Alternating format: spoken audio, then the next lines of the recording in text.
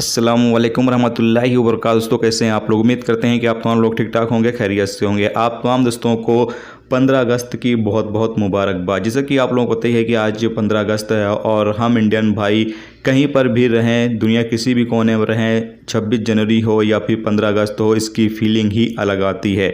तो आप तमाम दोस्तों को जो है वो 15 अगस्त का बहुत बहुत मुबारकबाद, यानी कि स्वतंत्रता दिवस की बहुत बहुत मुबारकबाद। चलिए फिर आज की जो कुवैत की बड़ी और इम्पोर्टेंट खबरें हैं वो आप लोगों के साथ शेयर करते हैं।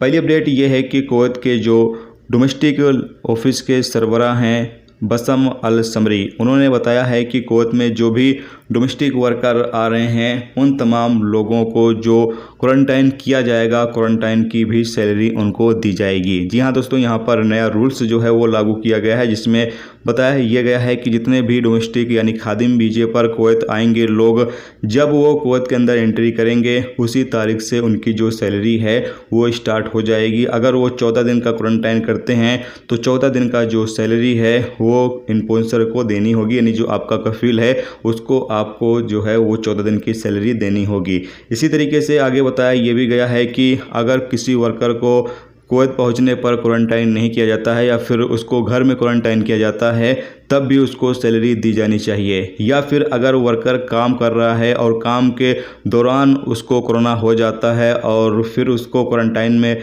रखा जाता है या फिर घर में आइसोलेट किया जाता है, तो ऐसी सूरत में भी वर्कर को सैलरी दी जानी चाहिए। यानी कि जितने भी दिन वर्कर क्वारंटाइन में रहे या फिर उसको घर में आइसोलेट किया जाए, जितने दिन भी उसको किया जाए, उसका जो पैसा है वो सैलरी से काटा नहीं जाएगा। उसको सैलरी जो भी उसकी महीने की सैलरी है वो पूरी सैलरी उसको दी जानी चाहिए। तो ये एक अच्छी खबर है डोमेस्टिक वर्करों के लिए कि यहाँ पर नया रूल्स डोमेस्टिक वर्करों के लिए चेंज कर दिया गया है, जो कि वर्करों के लिए काफ़ी ज़्यादा अच्छा है जो खादिम वीजे पर कुवैत जाएंगे। इसके साथ ही आगे उन्होंने ये बताया है कि अगर वर्कर का कफील के साथ किसी तरह का कोई विवाद वगैरह होता है और वो अपना जो कफाला है वो लेना चाहता है, यानी इन्फोर्सर चेंज करना चाहता है, तो यहाँ पर बताया ये गया है कि अगर जो आपका मौजूदा कफील है या फिर जो इन्फोर्सर है उसकी मौत हो गई हो तब आप अपना जो चेंज कर सकते हैं इन्फोर्सर। या फिर अगर जो आपका कफील या जो आपका इन्फोर्सर है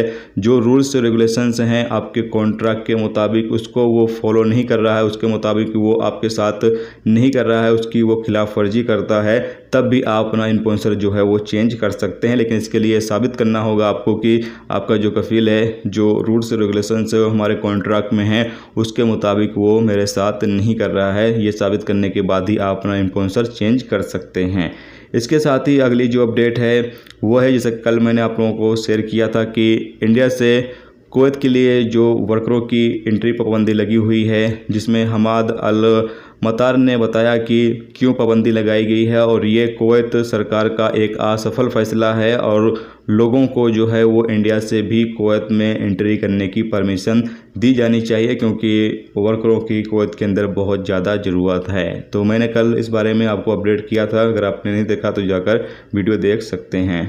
इसके साथ ही अगली अपडेट ये है कि कुवैत के अंदर जिनकी उम्र 60 साल या 60 साल से ज़्यादा है, जो पढ़े लिखे नहीं हैं या फिर कम पढ़े लिखे हैं, उन लोगों के लिए यहाँ पर बताया ये गया है कि एक नया प्रस्ताव रखा गया है कि 1000 KD पर इनका जो इकामा है, रेसिडेंस है, वो रिन्यूअल किया जाए। और 1000 KD में बताया गया है कि 500 KD जो है वो इनका हेल्थ इंश्योरेंस की जो फीस है वो होगी, क्योंकि हेल्थ इंश्योरेंस जो बुजुर्ग लोग होते हैं उनकी हेल्थ इंश्योरेंस की जो फीस है वो ज़्यादा होती है। तो यहाँ पर 500 KD जो है वो सिर्फ इनका हेल्थ इंश्योरेंस का जो फीस है वो इसमें शामिल होगा। तो बताया गया है कि इस पर जो अंतिम फैसला है वो जल्द ही आने की उम्मीद है। जो भी फैसला आएगा, जो भी न्यूज आएगी वो आप लोगों के साथ शेयर कर दी जाएगी। तो ये दोस्तों आज की कुवैत की कुछ बड़ी और इम्पोर्टेंट अपडेट जो आप लोगों के साथ शेयर की गई। तो उम्मीद करता हूँ ये वीडियो आपको पसंद आई होगी। पसंद आई वीडियो को लाइक और शेयर जरूर करें।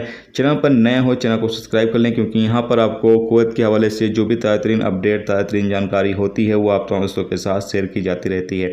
चलिए इंटरनेशनल टॉपिक के साथ अपना ख्याल रखें।